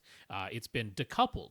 And if you make the forced air supply vents, again, either I'm not usually in favor of making them all the the sort of accordion soft style, right? Because that is inefficient. But again, if you have just a section of them that is decoupled, again, they have the ones where it's basically just a piece of canvas that goes in between two metal sections, and it decouples it. It can reduce the sound transference significantly because you just don't have that mechanical transference of sound through solid metal ducts everywhere. So definitely, I mean, that's something that should definitely be doable. And at that point, you're right that, like, I don't think it's worth going to the crazy soundproofing, build a room within a room, everything's decoupled, 2 layers drywall, all that. I don't think it's worth doing all that, but you're not at the point where I would do nothing and give up entirely. If you've decoupled your HVAC, you've reduced it somewhat, let's put a little bit of effort, the effort that makes sense, into soundproofing this space so you can use it the way you want to use it. All right. He's basically thought up 4 levels of construction. What do we think makes the most sense in this situation? Level the ceiling joists with basic shims, attach the drywall directly, install the can lights with no backer boxes. Obviously, do more than basically, that. This basically does nothing for soundproofing, but if the HVAC already makes any further efforts pointless, this would be the cheapest. Yeah, don't do that. No, you can do better than that. You can do better than that. So use resilient channels to level the ceiling, attach 1 layer of drywall to these, and put the quiet boxes behind every can light and Atmos speaker. Is the second one. That's pretty reasonable. That seems reasonable. I think we can do a little bit better. Put a continuous layer of mass-loaded vinyl onto the ceiling joist first, then put sound clips and hat channels below that. Is he correct to think that the mass-loaded vinyl could provide a sort of sealed barrier in this way? Now, I wanted to talk a little bit about this because actually over on Facebook, Damien put up a video with a somewhat similar thing where they had put mass-loaded vinyl on the walls. And so what they had done is put the mass-loaded vinyl layer directly onto the wall framing, or in this case, he's talking about putting it directly onto the ceiling joist, then putting the sound clips and hat channels on top of that layer of mass-loaded vinyl, and then putting your drywall onto the sound clips and hat channels. That is terrible. Never, ever do that. On the one side, Soundproofing Company will talk all about how you've just created a triple leaf. So you have the exterior wall, whatever's on the other side of your walls. Then you have this mass-loaded vinyl layer. That's essentially a second wall there. And then you have a gap between that and your drywall. You have a triple leaf, which has just created this resonant chamber in between your drywall and the mass-loaded vinyl. That is a horrible thing you do. But worse than that, like 10 times worse than that, is you've just created mold for days. You will have all the mold you could ever mold by doing that. That is, you do not want that air gap between your drywall and the mass-loaded vinyl. So I know that construction is like touted in some places. That is horrible. Never do that. Yeah, it's okay. Anyways, the fourth one was channels to level the ceilings. 2 layers of drywall, or a layer of drywall plus a layer of mass-loaded vinyl, quiet boxes behind all lights and the Atmos speakers. I like 2 layers of drywall, the channels, and the quiet boxes. That's what I like. Or if you're going to do 2 layers of drywall with green glue, would be even better. Even better. Yeah. And I mean, I will tell you that if you're trying to save as much height as you can, resilient channel is fine. You don't have to go to the thicker, just in construction, sound clips plus hat channel. Resilient channel, totally fine. Definitely do that because you got to level your ceiling somehow anyway. So why not make it something that decouples the drywall from the joist? I think it's actually cheaper to use resilient channel. So definitely do that. Definitely do the backer boxes for sure. And we're going to do the thing that I talked about, decoupling your HVAC ducts. So really the question is it 1 layer of drywall or 2? If it's going to be 2 layers of drywall, you might as well put the green glue in between them. It could be a little bit less expensive to have drywall plus 1 layer of mass-loaded vinyl. And those 2 things are together. They are not separated by any sort of gap. They are together. But if you did that, you'd want to glue it down anyway. And green glue would be the way to go there too for that. So, Yeah, it's really, are you going to do just a single layer or two layers? I agree with Tom. If you can do the two layers, and instead of it being like 1/5/8 inch thick layer of drywall, do 2 half-inch thick layers of drywall with green glue in between, and that will be superior. If you can do that, if you really, really can't, just because of price or whatever it is, what he said as option 2, if you go with 5/8 inch thick drywall, one layer of that, but everything with backer boxes and on resilient channel, I'm like, that's okay. That's okay. It's not as good as 2 with green glue. Right. And then just remember that, that it doesn't stop there. You've done the ceiling, but you got to worry about decoupling the walls as well, to a certain extent. And then any other flanking path for sound. Yes, and that any includes gaps you outlets, want, putty and acoustic sealant. Yeah. So on a different topic, he plans to have an acoustically transparent screen with a false wall at the front of his theater area. With the plans he has in mind, it would only be 15 inches from the physical front wall, maybe as much as 18 inches. He's strongly leaning towards Ascend Sierra Raw speakers. The Sierra 2 and Sierra 2 EX bookshelf models are about 11 inches deep, and they are rear ported. So is 15 to 18 inches not enough space, or will that be all right? Well, and they're about 11 inches from front to back, the speakers themselves. Right. So that's where the port is going to be if you have it like right on the front. But you'd also want to have like 2 inches from the front of the speaker to the screen. That's what's recommended for woven screens. So now you're talking about, if it's only 15 inches from the false wall to the physical front wall, you've only got 2 inches from the port on the back to the wall. I mean, is that enough space? The answer the speaker manufacturer is going to give you is no. You're going to need more space than that. But I mean, Dave, honestly, he says 3 inches is fine. So if you can make this space between your false wall and the physical front wall 18 inches, if you can make it 18 inches, that's enough. I would take off the grill for sure. Oh, yeah. just to give you a little bit more space there. But 18 inches would be enough. And what we can do, since you're putting up a false wall, is that whole front wall has insulation on it. And now we aren't very worried about the rear ports at all. But there is another potential solution, although it does actually cost a little bit more, which is they have their Luna series of speakers now. Called it. So I was about to say Luna. That's right. And given the distances that he's talking about, you probably would not want to go with the teeny tiniest little one that they have, the $1,200 per pair Luna. You probably would want to go with the Luna Duo. Which is, like a tweeter woofer design. And it has the same output and power handling capabilities as the Sierra 2, but in a thinner front to back and front ported design.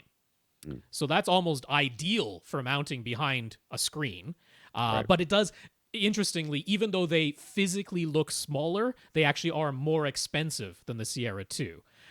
Is the Luna Duo. But the Luna Duo then you're not worried about space at all. So either way, this is definitely doable.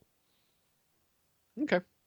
John went with several AVRant product recommendations. He got a Den X3600H, a mono-price monolith 7-channel amplifier. We recommended that. And a Sanus Center speaker stand. He's very happy with all of those along with his Paradigm speakers. But one of them was not an AVRant recommendation. It's his Omni Mount equipment rack. He hasn't heard us mention Omni Mount as a brand. So he's just curious what we think about them. John says his AV27U model is well built, and he really likes that it comes with built-in cooling fans. So what does this as a rack system? And we don't talk about this very much because almost nobody has them. It's a very outside of professional installations, it's not something that most people have. What a rack system is essentially, think of it as like one big metal box that is a set size no matter what manufacturer does it, and this allows you to take your equipment and if you look at the size of your AV receiver, you almost certainly see towards the front, and there'll be like 2 screws on either side. And what these do allow you to mount these ears, okay? And they come off, and these ears are like L brackets that you then attach to your receiver, and then you attach those to this rack system, and then that rack will then be able to hold it in place, and then the whole rack, sometimes the whole thing will slide forward, or sometimes slide out and then turn so that you can access the back of all your gear easily. They are usually pretty expensive. Not always, but usually pretty expensive. And they're very convenient for people who are never changing gear, but want to have access to the gear when they do in an easy way. They're a nightmare for me because it just one more way of me messing up my cable management, which I'm looking at the rat's nest that's back there. It just stresses me out. So, but these things can work very well. And when you're putting all this equipment very close to each other, ventilation becomes an issue. So having fans built in, it forces air through all your equipment so that it'll cool everything off. Pro tip, don't put your Xbox 360 on the bottom of your rack. Because everything above it gets all that heat exhaust. It gets cooked. I did have a type of a rack. It wasn't quite like that, but it did have cooling fans in the whole 9 yards when I lived in Jacksonville for a little while. I don't remember what became of that thing. I don't remember, but there was like a shelf at the bottom, and I put the 360 at the bottom of this thing, and it cooked everything. I mean, nothing broke, but I was like getting all sorts of weirdness going on. I'd go in there, like the volume knob would be hot on my receiver. I'm like, okay, this is a problem. So I actually took the Xbox 360 and put it on top, not on the inside the rack on top of the rack outside of the rack. It was cooking everything. Yes, and the name you'll very often hear with equipment racks is Middle Atlantic. And they are very expensive. And for that reason, whenever racks come up for a recommendation, I almost always recommend Peerless because Peerless has some nice, entirely suitable racks for like AV equipment when you're not talking about like a server farm. For AV equipment, for a home installation, the ones that Peerless makes, I think are great and they're quite affordable. And so he's right. I haven't traditionally recommended OmniMount. So he wants to know what we think about OmniMount. Now, honestly, I used to recommend OmniMount all the time, like years and years ago, because they used to have a whole bunch of speaker wall mounts and TV wall mounts and all that type of stuff. But a ton of their stuff they discontinued. And they sort of went a little bit more towards the professional side because I guess that's where it made more sense. The money made more sense for them. They weren't doing as much consumer grade, consumer price stuff. So as a company, I've always thought very highly of them when they had things like speaker stands and speaker wall mounts that I really liked a lot. I was recommending them all the time. Basically, the reason you haven't heard that name coming out of my mouth very often is because a ton of the stuff I used to recommend, they discontinued. But overall, they've always been rock solid products. I remember us recommending OmniMount. Oh, yeah. I remember us talking about them. Ascend used to sell them when they were being made. So did they have like one of those like grab the sides of your speaker one and it made it very easy? I seem to remember something like that. I might be wrong. Anyways, John's theater is open at the back to a kitchen, also to a hallway on the left and the stairwell. And the first reflection point on his left wall is a fireplace, and he has a sliding glass door on the right of his main seats. The walls and ceiling are flat drywall, and the floor is laminate and tile. So, all of the reflections, all of them. So we'd like to put up room treatments, but he doesn't know where to begin. Can we give him some suggestions? Anywhere, I think, would be a good suggestion to start with, I guess. I mean, first and foremost, I want him to get a rug. Yes, a rug with as thick as you can stand, whatever they put underneath. Yeah, and actually later on, we might not get to it this week, but someone was recommending that IKEA has some nice rugs that are 1 inch thick. And he really, really liked those, and they weren't, crazy expensive coming from IKEA. So, yeah, definitely I want you to have a rug. You need something in that front section. Frankly, it'd be more comfortable to put your feet on when you're in that sideways-facing couch, facing your fireplace. So, rug is there. I don't know where. I don't think that you have to worry about first reflection points because I don't think they exist. Well, they do, but... I mean, this room is very... very narrow from what I can tell. It's very narrow. Looks it because he's got a couch and a fireplace, so that makes everything look narrower. Yeah. So, I would put, I don't know. Do people sit on this couch? I guess because it reclines. So, do they sit on the couch? It's weird. Okay. So, for those of you that aren't seeing the pictures, there's a 2-seater recliner, home theater seat. Yeah. That has like cup holders in between the 2 seats and everything, and that faces the TV. Yeah, and straight on. It's far back, and then in front of that and to the right is a 3-seater couch that also looks like it reclines, and in front of that in front of the main seats again, and to the left is the fireplace. Mm-hmm. So the fireplace, in some ways, acts as a bit of a diffusion Little bit. for that front left speaker, and to the right, the front right speaker, the couch almost acts as a Yeah. bit of an absorber Yeah. because it's firing like the bottom woofer. You can't even see the bottom woofer on those That's tower right. speakers on the right because it's firing into the side of the couch there. So a rug between you and this hot mess. I mean that and it's a very nice looking room. I'm just this is a hard room to put a home theater in. Yeah. Is a rug would make a big difference, and then basically the only wall I see that's actually free to do much is the front wall. The front wall. Yeah, behind the speakers Mm-hmm. themselves. That right wall a little bit. What that picture is up there. Yeah, I mean, it be like I wouldn't made want into an to. absorptive panel? I wouldn't want to overly damp the right sidewall just because it really isn't feasible to put absorption panels on your brick fireplace. That's not gonna happen. So I wouldn't want to overly damp the right hand side and make that really uneven. So I would agree the front wall you can treat, and the front corners, potentially right even corner for sure. Yeah, The left potentially corner even looks like behind it his has rack. something in it, but it's hard. Well, to that's where see. his rack is. Oh, is that where the rack Yeah. is? Let me go scroll back up. Oh, you're certainly correct. But you could potentially put some insulation over to that left corner as well, because there's room above his rack, and I'm not sure how much space he has behind the rack. But yeah, doesn't look like much. But your front corners, you could definitely kind of super chunk those up, as long as that wouldn't be objectionable aesthetically.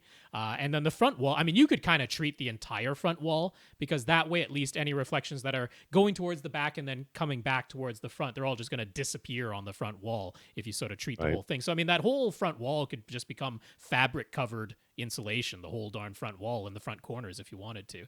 But there isn't really a ton else. I mean, like we could say directly underneath the surround. I guess he's calling them surround speakers that are behind him on that wall. You could put thin panels back there, but I don't know that they're going to be doing a ton. Not really. So, not that super other than just overall ambience, reducing some echoes in here, which is good. You want to do that. Yes. I mean, I was going to say we could say ceiling, but is that really realistic in here? Maybe, but yeah, I mean, the rug, I honestly don't think there's much realistic in here. I think the rug is about where the end of the and that whole darn front wall, just cover the whole front wall and cover it in fabric. Yeah. All right. How long have we been going? Oh, okay. Randy has a dedicated theater that is 11 by 15. He also has a pair of SVS PC 2000 subs, which you do with the math here. Yeah. That's absolutely all right. Crushes that room. Yep. That's right. He'll be using SVS Ultra bookshelves and the Ultra Center speakers up front. He wants to wall mount his surrounds. So do we think he should get a pair of Ultra surrounds or just the Prime satellites? Just the Prime satellites. 100%. Yeah, I mean, the Ultra surrounds they're wedge shape.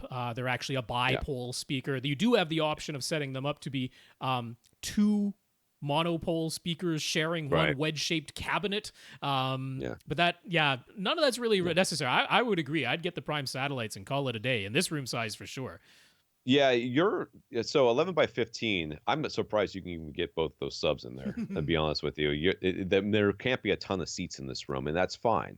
I mean, if it's just you, or if it's just you and your spouse, or I did it in a room even smaller, so it can be done. Yes, well, not everybody has got Rob's dedication to, shoehorning as many speakers.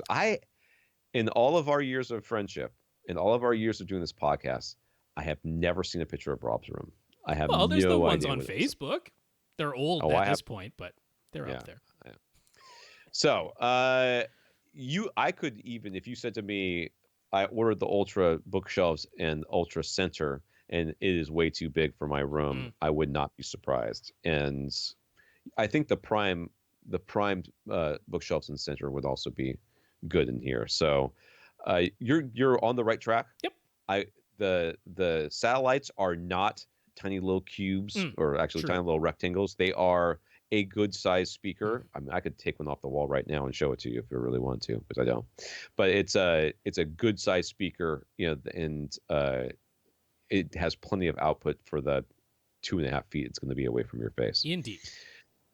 Mike has an open-ended question. He has recently moved into a new house. He's using the living room as his theater area. It's roughly 13 by 23 by 10, but as always, it's open to the rest of the house. White walls and hard surfaces everywhere. And since the front door is right beside the living room, everyone will be walking through it to get to the kitchen and family room. So seating and furniture need to remain out of the way. It can get fairly dark at night, but there really isn't any light control. So we have a picture here.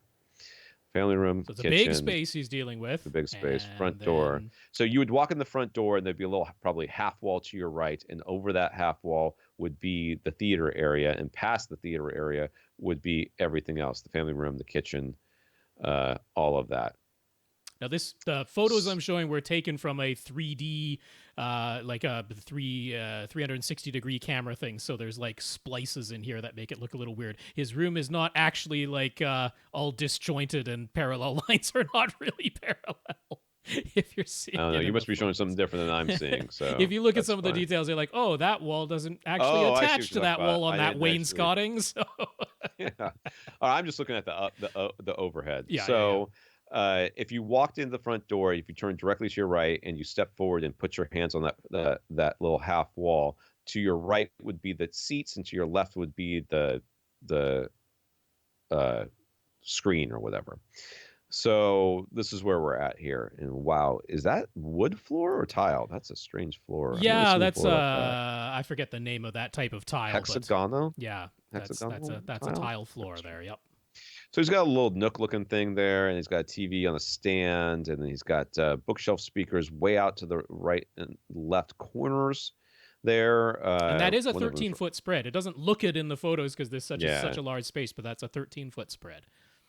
And then his surround backs are in the back corners, angled inwards. So we've got some work to do there. Yeah. Okay, this little Winchester Mystery House looking thing here because of all the weird angles. All right, so Mike already owns 5 B&W 600 series speakers, JL Audio Fathom F112 sub. Dang. Marantz AV 705 Pre-Pro Sunfire Cinema Grand 2 5-channel amp, and a 64-inch Samsung Plasma. I love that Plasma. I don't even know which model it is, but my parents have a Samsung Plasma. It's very nice. But he says he has owned that setup for quite a while now. He's itching for an upgrade. He's thinking as big a screen as he can reasonably fit, potential for a roll down with the Plasma still behind it, and he's open to upgrading any or all of his audio setup. But Mike basically wants to know what we would do if we were in his space, if it were our space to work with. So have at it. All suggestions are welcome. I would kick one of my kids out of their room and take their room for my home theater. That's what I would do. Honestly, so the first thing I would do, so let me look here.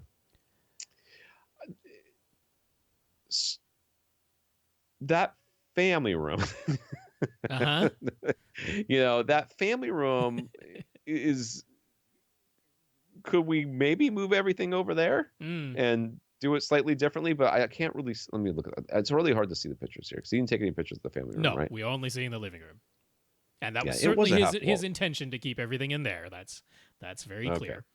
All right, so that's fine. Let's. The first thing I would do is I take your back speakers, your surround speakers, and I would take a lot of that angle off of them. You have them firing inwards over the top of your couch. I would angle them back towards each other. Basically, have them just firing straight at each other behind your seat. I know you probably don't want your front left and right speakers to be closer to your TV screen, but I would do that as well because I don't really know why they're quite so wide. Because the people on that couch, so there's two couches. There's one on the back wall and there's one on the right wall. Basically, the people on the right wall are never getting surround sound anyway, so that's too bad for them.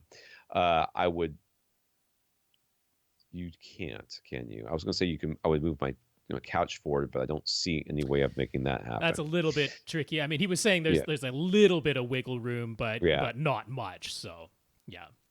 So if you're going to upgrade your display, you cannot go from a plasma to an LCD, as far as I'm concerned. It's a really good LCD. That's okay. If you're going to go like super high end Sony or Samsung, you could. But I would say that you will probably be much happier with an OLED. But the problem is size. I mean, Yeah. 77, they're actually not completely unreasonably priced now. A 77-inch OLED, but currently he's like 20 feet away. I mean, there's no flat panel anywhere that's going to be that sufficiently large to handle 20. I mean, 20 feet, ideally, you'd have like a 180-inch screen, and even that isn't. But there's no way I can recommend to you putting a projection setup in here. I mean, I was thinking like maybe you could consider an ultra short throw with the ambient light rejection screen, but like it doesn't look that great in this type of setting. I know there are people who are like, I'm amazed, it's super watchable, and I'm like, for me, I can't. So I'm leaning to like an 85-inch flat panel, which, there is such a thing as an 88-inch OLED, but it's $30,000, and I don't think he's looking at that much money. But I mean, there are relatively reasonably priced 85-inch LCDs like Sony's. If the current one would be the X950H, I can get behind that. It's a nice full array local dimming 85-inch. The only way you could go with these are the concessions you would have to make for a projection setup, and there would be a lot of them. The first is you would have to commit that you were only going to watch it at night. You would never be able to turn it on during the day. Then, if you wanted to spend a reasonable amount of money, and it's not even that reasonable, you would have to get something like a JVC, a really nice one, and then you'd have to get a 120-inch acoustically transparent roll-down tab tension screen, which would also not be a reasonable price. And then you would have to place it halfway in the middle of your room. Oh, yeah. You have it drop down. Probably Illusion Vision's ambient light rejecting one, honestly, because this room itself is problematic with all its white walls and everything like that. At night, I wouldn't worry about it quite that much. But you're right. But I mean, if you were going for absolute performance, yes, you're right. But this at this point would not be about getting the perfect black levels and white levels and whatever. This would be about, I'm going from 65 inches 20 feet away to 120 inches, right? But I just can't get behind a projector in here. I don't think it's the right situation for one.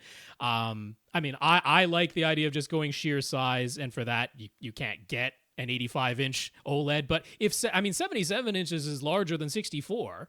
So if 77 inches will do you, then yeah, I mean, OLED is going to be the picture quality upgrade over your current plasma. So it's going to be one of those, either a 77-inch OLED or an 85-inch nice Sony LCD, in my opinion. Can we turn the room? Can we turn this? Can we turn it so that if you actually rotated your couches, not basically clockwise, one tick around, so that your long couch that you're sitting on the half wall with the entrance behind it? Wall, with that entrance behind it, and then you take all your speakers and move them around so that they're normal distances. So now you're only 13 feet front to back. Right. Then basically the whole thing. You change nothing else. None of your gear gets changed. None of your TV doesn't get changed. You're now sitting almost half the distance that you were before. Your screen has gotten that much bigger. Or in fact, you could just take your two-seater that's on the right, move it to the other side, and that becomes the seats that face forward, and your three-seater couch remains. Now it's your right-hand side couch. That could be you could do things that way. I mean, either way, it ends up being 6 of one, half dozen another. But this is this would be a big enough change, and then you could say, okay, I've made this change. I'm looking at this now, and now I want to go. I'm getting an even bigger screen. So you're going from a 65-inch to a 77. But that 77 is going to be massive. And now you can be like 10 feet from eyes to screen, maybe even 9 reasonably, because there's some depth to the back of your seat, and that TV can be on a stand that's not wall mounted. That, I mean, of course, it makes the whole thing feel smaller in that you're essentially just over to one side of your current space. But in terms of what it would give you for a viewing environment, it would be much nicer. Be way better. And then you could take that other area over there and just put like a coffee table and a couple of chairs and some candles or whatever the crap it is that people put in these there's kind of like things. A built-in little nook area there anyway. So right? It becomes your little... It's a seating area. People always want a living room seating area. Becomes a lovely seating area. That little nook right there, I would either get a custom made or buy a couple of bookshelf or a big bookshelf to put in there. Fill it with books. Put some chairs. Put a table right there. it's your little. It's just where I. This is where I read the newspaper and drink my Yeah, scotch. absolutely. You know what I mean? This is a living area over there. I'm kind of And down with all that, man. a rug. Please, Yes. for the love of God, buy a Yeah, rug. I mean, this is one of these rooms where in like panels anywhere that you can put panels. I'm not worried about specific reflections at all. No. Okay, not at all. Anywhere that you can put panels, anywhere that you can add a nice thick rug, do so if you can.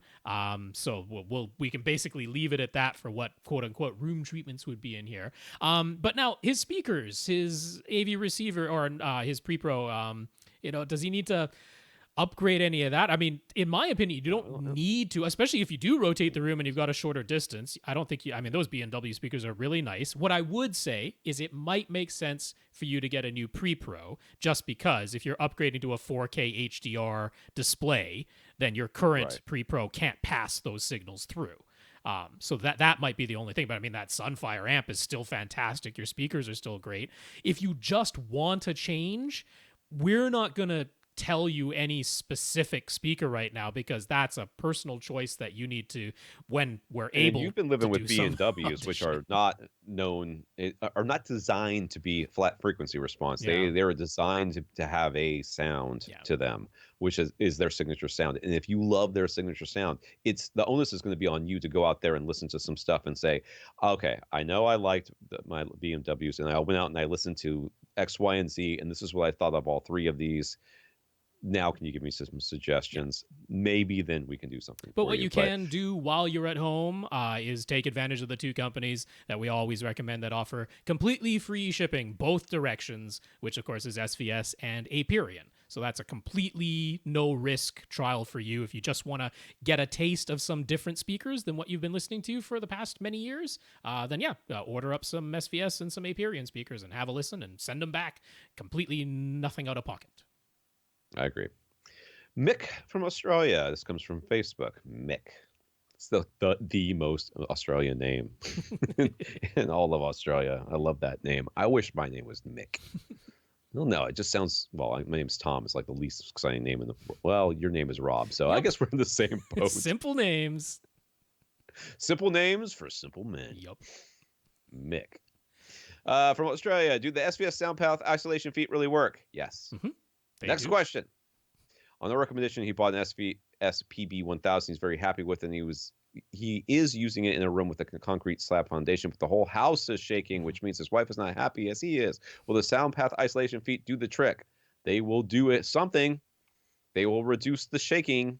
They will. And yes, as I was mentioning last week, the concrete slab is not inert. It can absolutely still move in sympathy. Mechanical vibrations can absolutely If you're really worried about whether or not this is going to do anything, get a big, thick blanket, comforter-like thing, fold it over itself a whole bunch, put the subwoofer on top of it, play the thing. Yep. And see if that makes a difference. If it makes a difference, the sound path will do the same thing. It doesn't have to be the sound path isolation feet. No. They are just squishy things underneath your subwoofer, and any sufficiently squishy thing will do the trick, and that can just be a folded up blanket. So you can try this for free before you do it. If you then think that the sound path isolation feet look nice and are the solution that you want to use, you can do that. But you can also go cheaper. You can get some packing foam and just cover it with some fabric and put that underneath your sub. You just need something squishy. Right. You just need something squishy. The reason why, a lot of times we suggest having, things like mouse pads or whatever. Mm-hmm. And by we, I mean Rob, mouse pads underneath things to damp them. Those are light things. This is a subwoofer. Yeah. This is going to You need something that won't compress. Yes. If it compresses it all the way to the ground, you have defeated the purpose. So you're going to have the subwoofer teetering on the top of this big blanket, trying to keep it from, from falling off. But it will give you the idea. Now, what does the sound path isolation feet do on top of that? Well, it doesn't lift your subwoofer, 6 inches off the ground and have it teetering on top of a big blanket. It doesn't look like you put a subwoofer on the blanket, and it does the job just as well, and it's designed to do that with these subwoofers. There are other, like Rob said, there's other solutions that you can come with up with, including the Orlex, the Grandma Pad or whatever. Which but cost they just more than the sound path isolation feet. they So. just well, they might not here. Maybe. They might not in Australia. Maybe. It could be the shipping cost or whatever could make a difference there. We don't know. So if you find another solution, and we're not married to any one solution. The solution is you need to decouple your subwoofer. Well, people have your used floor. like those, those pieced together gym mats and things like that. Yeah, like, yeah. You just I've got just something a stack squishy. of them outside. I do. My son's floor was covered in those things. I've Mm-hmm. literally got a 2-foot tall stack of those things out there. They're black and they're filthy. I think they're black. They might be black on just one side. They're definitely one side's black. I don't know about the other side. So he's been using a cheap center speaker for 15 years. He wants a bang for the buck upgrade, but his budget is still limited. He's hoping to find something for around $200 Australian. The Andrew Jones the Pioneer Andrew Jones Center would fit the budget, but would it really be a big step up, or is there something else worth considering? Every time I was in a hi-fi shop in Australia, they had a massive shelf full of returns and things that Denton ship. I think it was called West Coast Audio or something like that was one of the places I went to a couple of times, and Dolly was almost always available. It would take you going in there and doing a little bit of research and maybe waiting. That would be a very easy way to get a deal on something that is a good bang for your buck. Now, is the Andrew Jones Center better? Well, you say you've had a cheap center, but I don't know how cheap is cheap, and yeah, I mean, how did you get it? Brand that he had, I have never even heard of, so I have no no knowledge of what his current one is. I mean, the Pioneer Andrew Jones Center, it's not like the greatest speaker ever. What it is a pretty neutral for the area that it does play. It's got some rolled off high. It doesn't play super duper loud, but what it does play, it plays quite accurately. It's tough for me to say that that's really like a big upgrade. I don't know how we can answer this question without knowing what those left and right speakers are too, though. Because if you suggest something for, like, just say, for example, we say, yeah, the Andrew Jones is a great speaker. You can't go wrong with it. And then you come back to us and say, I put it with my other speakers. It sounds so much different than my other speakers. The blend it's terrible. Yeah. We're like, oh, well, the problem is your other speakers. And you're like, well, I didn't want to fix my other speakers. I just wanted to fix my center channel. I don't know that we can just fix your center channel without knowing what the other speakers are. Like I've said, there are speakers out there, like an RBH center channel I had, and it was the EMP Tech, but whatever. RBH center channel I had that played nice with every speaker I ever had until I got one that wasn't very neutral, and then it didn't. Yeah. So it's tough in Australia because the prices are so much higher. Like, I was like, Q Acoustics, that could be a good choice. $500 for their center, like Australian dollars. The SVS Prime center is $800 Australian dollars. It's crazy how much more expensive it is. So I like Tom's suggestion of maybe looking for returns, a scratch and dent type of thing like that, because you can get something that's much higher quality with maybe just a cosmetic blemish or an open box or something like that. It's tough just looking on like Amazon Australia or something like that to find you something that I would really be gung-ho about. The Pioneer Andrew Jones Center is a nice neutral, this is a great entry-level speaker, but how much of a really worthwhile upgrade for $200 it would be, it's a little questionable to me. Let's just end it. All right, who we got left?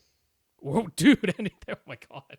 We have so many. What? It's going to take me as long as the podcast to name everybody. We had 23 questions on the list this week, man. Dude, I've got to be up at like 7 a.m. I can't. Okay, well, at some point we'll have to do 2 podcasts then because we have an entire podcast left. So we did more than 3/4 of this. A lot of list. that was pictures. That's not my fault. I'm looking at the little scroll. I know bar. you do. We're in the anyway, bottom, okay, so we got Fred. We got thing. Fred C, Raf R, Nick B, Daniel D, Tom K, CJ, Chris T, Dre, scrolling down here, Mike S, Rick G, and Reginald D. An entire podcast is left for next week. There we go. Don't worry, guys. We'll get to you. If you want to get your question answered, you want to get in the queue, which is lining up. But then again, everybody in this queue is staying 6 feet away from each other, so it's not a problem. You know what I've determined? Americans cannot queue. Yeah. You want to know why the people are writing? It's not because we're out of toilet paper. It's not because we're out of whatever hand sanitizer or whatever. It's not because they shipped every disposable wipe in existence to another country other than this one, because there's none here that anybody can find. No, it's because people standing in line at a grocery store straight up lose their minds. I have seen so many near, like, flat out riots and brawls just standing in line at the grocery store in this country. It is insane. People are losing their minds. So, yeah. RQ, though, very orderly. You guys are killing it. Listen, killing it. Giving you the round of applause. All right. I want to thank our listeners of the week. I want to thank Chris, Neil, Dre, and Michael for going to avrant.com and clicking on the Buy Us a Cup of Coffee link and giving us a PayPal donation, as well as our 109 patrons over at patreon.com, including Terry and Benjamin. Indeed. Chris, Neil, Dre, and Michael, thank you very much for your PayPal donations. And thanks so much to our 109 patrons over at patreon.com/AVRant Podcast, including Terry and Benjamin. Thank you, guys. I just want to thank Ash for sending us some updated artwork. Daniel for sending me a Roku eventually. I believe it will happen. Dre for talking us up to Acoustic Panels Canada. And notes of gratitude from Daniel and Mike. Indeed. Ash, Daniel, Dre. Daniel, I think, was a different Daniel. It might be the same Daniel. Who knows? All Daniels and all Mikes. Thank you very much for the support, guys. It's very much appreciated. For AV Rant, I'm Tom Andry. And I'm Rob H. Now go out. No, God, I screwed it up again. You see, I'm tired too. That's what happens. Stay in and listen to something, folks. Stay in and listen to something.